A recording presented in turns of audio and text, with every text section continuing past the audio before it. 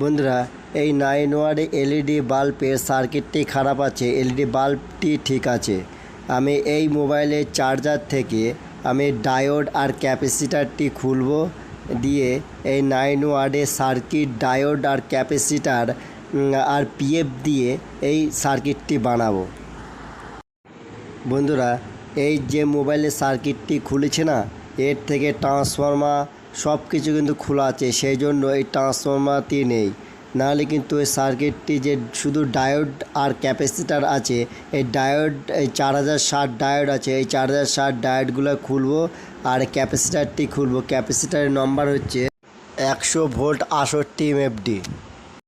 এই 9 ওয়াট সার্কিটটি বানাতে 4টে 4060 ডায়োড লাগবে। এই 4টে 4060 ডায়োডই খুলে নেব। এই 4060 ডায়োড 4টেই সাদাই সাদা অথবা সাদা মানে প্লাস, এই ডায়োডে সাদাই সাদা আর কালোই কালোই কানেকশন হবে। এই যে দিকটা ডায়োডে সাদা দিকটা হচ্ছে প্লাস, এই সাদাই সাদাই আমি ঝালাই করে দেব। আর দুটো ডায়োড কালোই কালোই ঝালাই করে একসাথে করে 4টে ডায়োড ঝালাই করে দেব। বন্ধুরা, এই সার্কিটটি বানাতে কিন্তু খুব একটা খরচা হবে না, খুব জোর 5 টাকা খরচা হবে, তাহলেই আপনারা এই 9 ওয়াট এলইডির সার্কিটটি বানাতে পারবেন।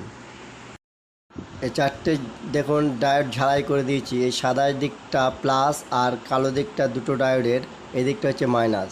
এই ক্যাপাসিটারের মাইনাস দিকটা ওই কালো দিকটাই দেবো, আর যে দিকটা যে প্লাস সেদিকে সাদা দিকটা মানে ডায়োডের প্লাসের দিকে দেবো।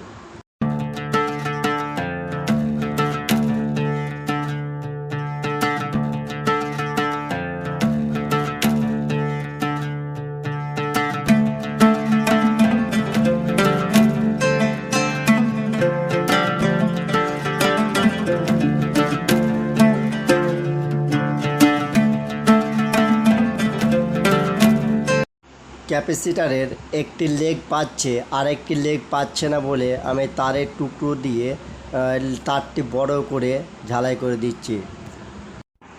ক্যাপাসিটারের সাথে ডায়োড ঝালাই হয়ে গেলে একটি পিএফ নেব। পিএফের নম্বর হচ্ছে 105J 450 ভোল্ট। আর এই পিএফের সাথে আমি একটি রেজিস্ট্যান্স জুড়েছি, রেজিস্ট্যান্সের নম্বর হচ্ছে 560 কোয়ার্টার ওয়াট। বন্ধুরা, আমি যে কোয়ার্টার ওয়াট রেজিস্ট্যান্সে জুড়েছি পিএফের এ মাথা থেকে ও মাথা, এই রেজিস্ট্যান্স হচ্ছে আপনারা জুড়তেও পারেন, না জুড়তেও পারেন, না জুড়লেও কোনো সমস্যা হবে না। ডায়োডের পিএফটি হচ্ছে কানেকশন করব, যেখানে ডায়োডের দুটো ডায়োডের প্লাস এবং মাইনাসের সাথে একসাথে শর্ট হয়ে ঝালাই করেছি, সেইখানটা করে পিএফটি জুড়ব। আর ওই দিকটি হচ্ছে একটি হাফ ওয়াট একটি রেজিস্ট্যান্স দেব। এই রেজিস্ট্যান্সটি জুড়লে কী হবে, একটু ভোল্টেজটা একটু ড্রপ হবে, কিন্তু যদি ভোল্টেজটা একটু বেড়ে যায় তাহলে কিন্তু লাইটটা আর ক্যাপাসিটারটি বাস্ট হবে না আর লাইটগুলো কাটবে না। সেই জন্য রেজিস্ট্যান্সটি জোড়া। রেজিস্ট্যান্সে যদি ভোল্টেজটা একটু বেড়ে যায় তাহলে কিন্তু রেজিস্ট্যান্সটি পুড়ে যাবে।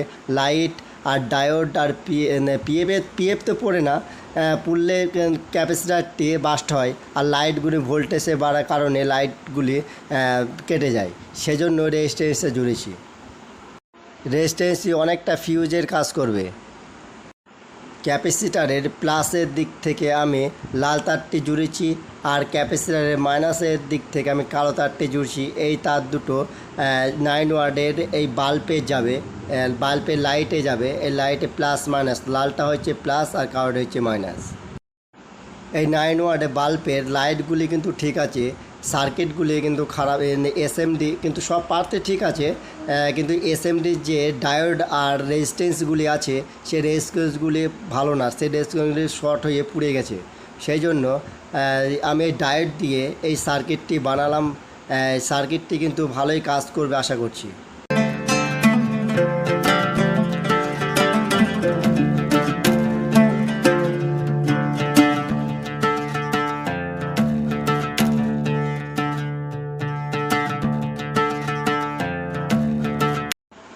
পিএফ আর রেজিস্ট্যান্সের ওই লেগগুলি আমার এই 9 ওয়াট বাল্বের ক্যাপে ঢুকছে না, মানে ঠিকঠাক পাচ্ছে না জায়গায়। সেজন্য আমি লাল কালো তার দিয়ে আমি তারটিকে একটু বড় করে তারপর ক্যাপের মধ্যে ঢুকিয়ে দেবো। তার দুটো ক্যাপের মধ্যে ঢুকানোর আগে স্যালোটেপ মেরে নেব, যাতে বডির সাথে টাচ হয়ে যাতে শর্ট না হয়ে যায়, সেজন্য স্যালোটেপ মেরে দেব। বন্ধুরা, আপনারাও এইসব 9 ওয়াট যখন সার্কিটগুলি খারাপ হয়ে যাবে তখন সার্কিটগুলি কিন্তু মার্কেটে 20-25 টাকা দাম আছে। আপনারা যদি ডায়োড আর পিএফ এই ক্যাপাসিটারগুলি পুরনো যে মোবাইলের চার্জারগুলি আছে সেই চার্জারগুলি থেকে খুলে নিয়ে তাহলে কিন্তু আপনারা খুব সহজে 9 ওয়াট এলইডি বাল্বগুলি ঠিক করতে পারবেন। আমি যে পিএফটি লাগালাম আপনারা সেই পিএফটি কোথায় পাবেন? এক নম্বর হচ্ছে মার্কেটে পাবেন, আর পাবেন আপনাদের বাড়িতে যে ছোটো ছোটো যে টর্চ ডাইরেক্ট যে প্লাগ ঢুকিয়ে লাইনে চার্জ হয় সেই টর্চের ভিতরে দেখবেন এই পিএফগুলি আছে। এই পিএফগুলি নিয়ে আপনারা কিন্তু এই ডায়োডের সাথে লাগিয়ে 9 ওয়াট বাল্বের সার্কিটটি বানাতে পারবেন। ক্যাপের উপরে শোল্ডার ভালো করে নেবেন যাতে হোল্ডারে নাগালে পায়।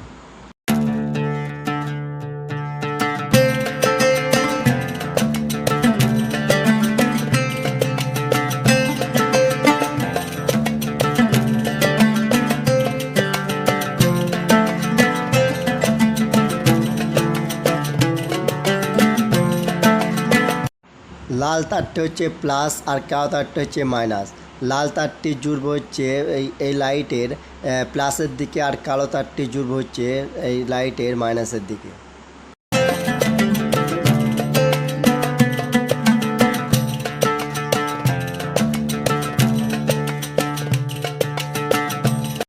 বন্ধুরা দেখুন, 9 ওয়াট সার্কিট থেকে যে লাইটে গ্লোটা পাওয়া যায় কিন্তু সেমভাবে লাইটটি কিন্তু একটু কমেনি। সেমভাবে 9 ওয়াটের যে সার্কিট থেকে যে লাইটে ভোল্টেজটি পাওয়া যায় কিন্তু সেই ভোল্টেজটি আমরা পাচ্ছি।